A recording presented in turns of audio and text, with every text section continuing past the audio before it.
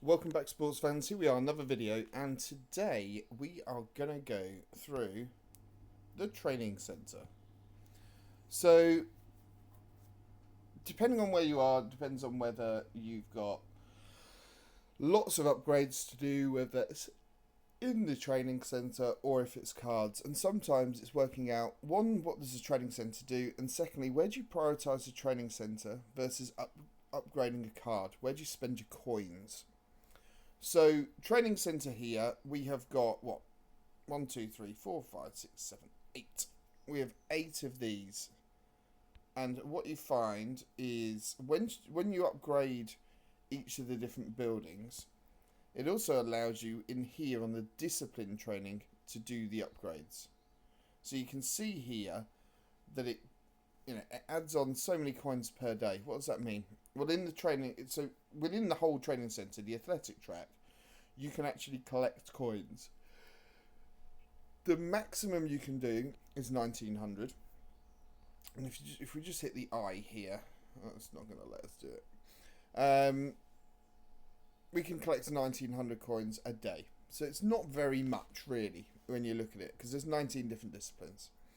But you notice that you can see that on the fire there's 1,000 in there. On each event, it allows you to do an upgrade. And what you'll see here is you're upgrading reaction time, max speed, and avoid the loss of speed, for example, in 100 meters. So when you're doing this upgrade, and I think if memory serves me correctly, it's not very cheap. And you've got 15 different levels, so it's cheap at the start, but when you get towards the end, it does get quite expensive. So why should you be doing it? So there's a couple of things. So when you're upgrading these buildings, what that does is it reduces the time for you to get the reward. So if I'm on here, obviously I've reached the max level, and therefore I think it's something like 11 days or something like that. Let's just see if the eye works on this one. It doesn't tell us the time. But I think it's about 11 days. So what you'll find is every upgrade you do, it's reducing that down. Obviously that's good because it gives you access to boxes that you wouldn't do normally. Obviously the main ones that we like in here is the medical centre, the gym, and the store, because they give legendary or they give athlete or coach. But the key is, when do you upgrade here? And if we just see here, look. So when are we upgrading here versus going to do one of our cards? So if you're upgrading a card, and let's just go in and take a blue, for example, what you're looking at is that 100 meters? I need to do 100 meters just to keep it the same. And I want the blue 100 meters. I want the legendary. Where are we?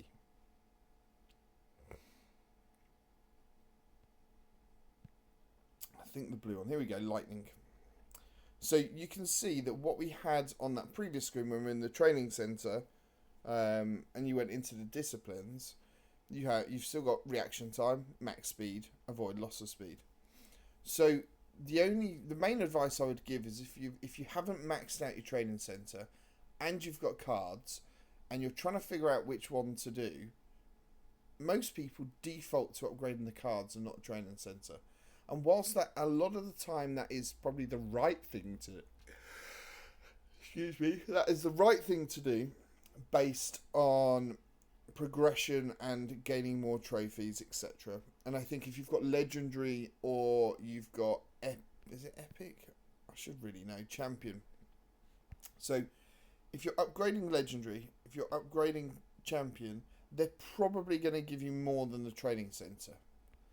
But interestingly, when you get to the professional and the amateur, what you're looking for there is do the comparison. So you've got the card and it will tell you when you've got the upgrade, you'll be able to see how much it's going to do as an upgrade.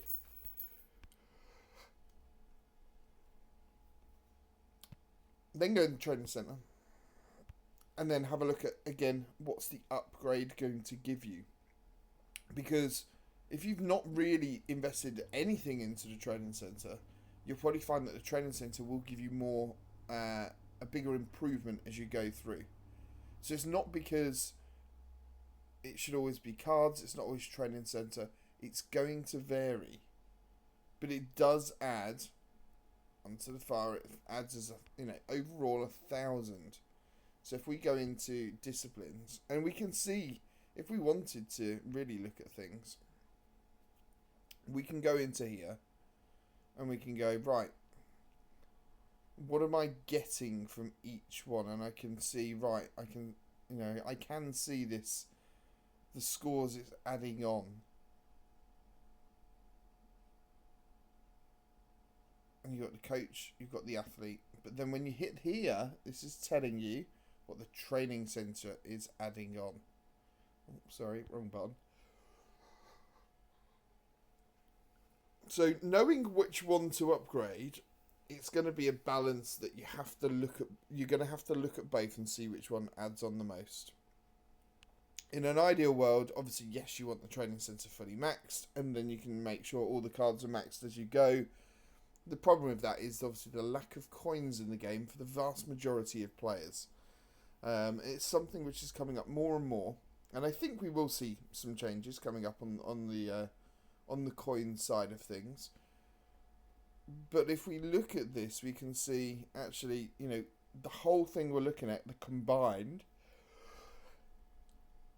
One thing that you will see, so 2030, okay, yeah, 2070, okay, 2095, cool. So you can actually see that it's that careful balance across the, all of them. Max speed is actually done by the professional card. So yeah, it's really going to be a comparison. That's what you need to do. You need to look at it and go, right, of all of this, what do I actually want to do? But just click on here and you'll be able to see how you're adding on from the training centre. The training centre is a lot more. Look at the scores. That's a bit more even in distribution for the different parts. And then, as I said, ideal world, you'd have the training centre fully up and running. But it will add on. What are there any other benefits of the training centre? It is, yes, you'll get more gems, you'll get more coins, etc. But it can be quite expensive because you've got to upgrade the building first. So as we go through, I think it's, if memory serves me correctly, when you upgrade the headquarters, that then means you can upgrade all of the different buildings, and then you can upgrade the disciplines. So the other thing to consider is, do you have the headquarters at the right level? Because that's the only thing that's going to help you do that upgrading. But you do have to do that comparison between the two. And it's not a straight, you should always focus on cards, you should always focus on training centre. There's a bit of a blend that's going to go across the two. So it's something to consider. But my best advice is you're just going to have to do the comparison. There's no golden ticket, there's no cheat code, there's no best, there is no singular best way. It's going to be on a case by case basis, event by event, and depending on which equipment you're upgrading. I would say that as a general rule of thumb, though, the legendary and the champion cards are going to deliver more of an improvement than you're going to get from upgrading your headquarters. But you can see, I can't even tell you the cost because I've maxed everything and I can't remember from memory. But there's a lot to go through on here. It does mean, though, if you are upgrading and you want to get some big gains, you can make sure that you do. For example, you're doing a sprint athlete. Do you then go and upgrade your sprints here because it's going to give you a bit, you can tie it in, maybe. But what you can see, as I said, it's a discipline upgrade. I didn't really. There you go. Obviously, that it is what it is.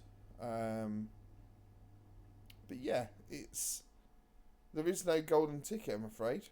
But you just have to do that. As I said, do the comparison. Have a look in here. Have a look when you're going on it. See what the upgrade's going to deliver for you. Then go back into your cards. Go into equipment, and again see what the upgrade's going to be, and we can go from there. But normally what you're seeing here is roughly about 8 to 10% increase. So when we're upgrading this legendary card on 100 meters, 440, it's probably going to add on like 35 to 40. It'll add on 60 in max speed. It'll add on probably 100 to 90 on the avoid loss of speed. So yeah, you just need to get a comparison between. But general rule of thumb, legendary champion probably best. Training center versus the blues and the amateur cards and professional cards. That's really is going to be a coin flip, case by case basis. The only added benefit you get from doing the training center over those cards is obviously you're reducing the time it takes to open these boxes, which you just leave to sort of tick down. This one, you won't see me ever buying this one because I've maxed out on the purples. There's a logic to say, well, go and buy that for 770 gems. Just on that though, this is the cheapest place to buy if you want to, and you want to buy the gold box.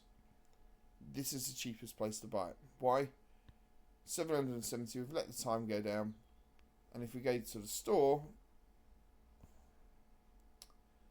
where are we? Resources.